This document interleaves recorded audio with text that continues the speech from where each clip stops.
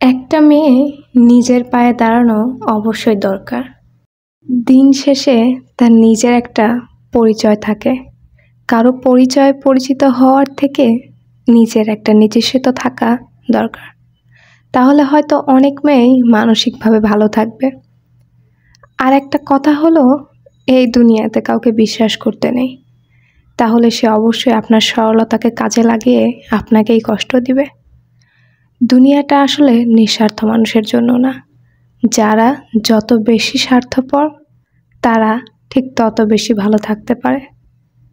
আপনি যত বেশি স্বার্থপর হতে পারবেন দুনিয়াতে, আপনি ততই বেশি ভালো থাকতে পারবেন।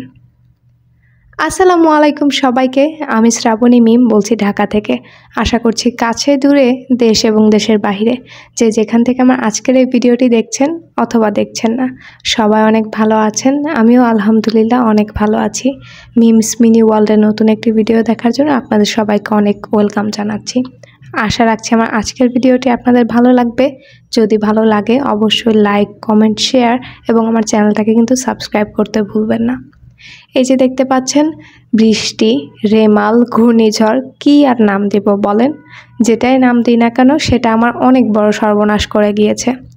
প্রথমে যে অংশটুকু দেখতে পারলেন, সুন্দর মেঘলা আকাশ, সুন্দর পরিষ্কার আকাশ, আসলে এটা ছিল তার আগের দিন সন্ধ্যাবেলায় যে আকাশ এত সুন্দর হয়, যদি ওই ভিডিওটা না করতাম তাহলে হয়তো জানতামই না। হঠাৎ করে বারান্দায় এসে দেখি আকাশটা ঠিক ওইরকম সুন্দর। একটুখানি ভিডিও করে রাখলাম, বেশ সুন্দর বাতাসও ছিল।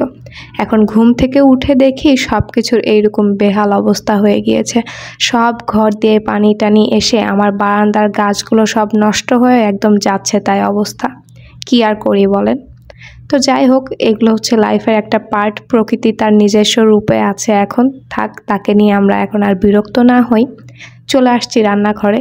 তো রান্নাঘরের কাজটাকে কিছুটা কমানোর জন্য আপনি যেটা করতে পারেন, যদি আপনি নতুন গৃহিণী হয়ে থাকেন, তো যদিও আমিও নতুন গৃহিণী, আস্তে আস্তে সব কিছু শিখছি, বুঝছি, জানছি। তো এখানে অনেকগুলো পেঁয়াজ আনা হয়েছিল। অনেক সময় এরকম হয় না যে পেঁয়াজ নিয়ে আসছি, বাট ওইটা দেখা যায় কি নষ্ট হয়ে যাচ্ছে তাড়াতাড়ি। তো এত টাকা দিয়ে কিনে তো আর নষ্ট করে ফেলে দেওয়া যায় না, তাই না? তো আপনারা যেটা করতে পারেন, পেঁয়াজগুলো একসাথে কেটে নিয়ে এভাবে আলাদা আলাদা করে নেবেন। আমি যেমন হাত দিয়ে এখন চটকে নিচ্ছি, এরকম করে চটকানো হয়ে গেলে যখন পেঁয়াজের কোষগুলো সব আলাদা আলাদা হয়ে যাবে, তখন একটা প্লেট নেবেন বা ছড়ানো একটা পাত্র নেবেন। এই পাত্রের মধ্যে কি করবেন, পেঁয়াজগুলো একটু পাতলা পাতলা করে ছড়িয়ে দিবেন, যেন খুব বেশি ঘন হয়ে না যায়, আবার খুব বেশি পাতলাও না হয়ে যায়।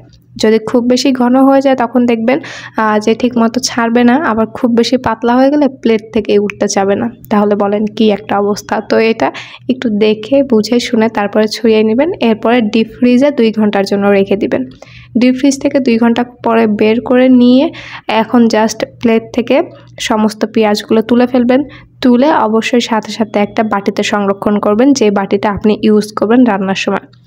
এই বাটিতে পেঁয়াজটাকে তুলে কিন্তু অবশ্যই বাটিটাকেও আবার ডিপ ফ্রিজে রাখতে হবে। অ্যান্ড ডিপ ফ্রিজ থেকে পেঁয়াজটাকে এই যে এখন বের করেছেন না, সাথে সাথেই কিন্তু কাজ করতে হবে। পেঁয়াজটাকে নর্মাল হতে দেওয়া যাবে না, বরফ থাকা অবস্থায় সব কাজ করে নিতে হবে। এতে করে পেঁয়াজগুলো দেখবেন পানি ছেড়ে দিবে না, আর যে বাটিতে রাখবেন ওই বাটিতে ওই রকমই ঝরঝরে থাকবে। এখন অনেকেই বলতে পারেন যে ডিপ ফ্রিজে পেঁয়াজ রাখলে তো ওটা রান্নার সময় আবার বের করতে হবে, তখন তো গলে যাবে, এই হবে সেই হবে। আসলে এরকম কিছুই না। ওই যে বললাম যে ঠান্ডা থাকতেই, মানে বরফ যখন থাকবে পেঁয়াজ, ওই অবস্থায় আপনি বাটিতে তুলে রাখবেন। দেখতেই পাচ্ছেন আমার পেঁয়াজগুলো কিন্তু এখন একদম বরফ, ঠিক আছে? আমার হাত একদম লাল হয়ে গিয়েছিল ঠান্ডায়। তো সেই পর্যায়ে আমি এটাকে তুলে রেখেছি, অ্যান্ড পেঁয়াজগুলো বেশ ঝরঝরে ছিল। আমি যখন রান্না করি তখনও কিন্তু বেশ এরকমই ঝরঝরা থাকে। জাস্ট আমি ফ্রিজ থেকে বের করে নিয়ে আসি, নিয়ে এসে তেলে দিয়ে দিই। আর কোনো কিছু করতে হয় না আমাকে, আর তোলাও খুবই সহজ। সেম একইভাবে এখানে আমি কিছু রসুন আর আদাকে ছিলে নিয়েছি, যেন এগুলো নষ্ট না হয়ে যায়। এগুলোকে এইভাবে বাটিতে করে আমি ডিপে রেখে দেবো, যেদিন বাটবো সেদিন বের করে নেব। আর ইদানিং যে কি হয়েছে, রাতে মাঝে মাঝেই না আমার খুব মিষ্টি জিনিস খেতে ইচ্ছা করে, মানে উল্টাপাল্টা খাওয়ার ইচ্ছে হয়, যেটা একদম সহজ বাংলায় বললে বোঝা যায়। তো এখন অনেক রাত করে, তো এখন আর লিফট পেয়ে তো নিচে যাওয়া সম্ভব না। আর নিচে গেলেও যে এত রাত করে কোনো দোকান খোলা থাকবে সেটাও পসিবল না। আবার দোকান খোলা থাকলে সেই দোকান থেকে আইসক্রিম কিনে নিয়ে এসে আবার এই 10 তলা উঠতে উঠতে আইসক্রিমটা আর খাওয়ার উপযুক্ত থাকবে না।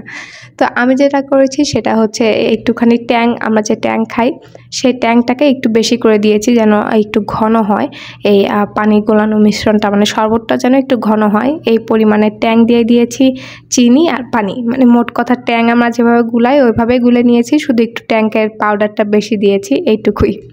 এরপর এটাকে আইসক্রিমের একটা মোল্ড আছে, সেই মোল্ডের মধ্যে রেখে আইসক্রিম বানিয়ে নিব।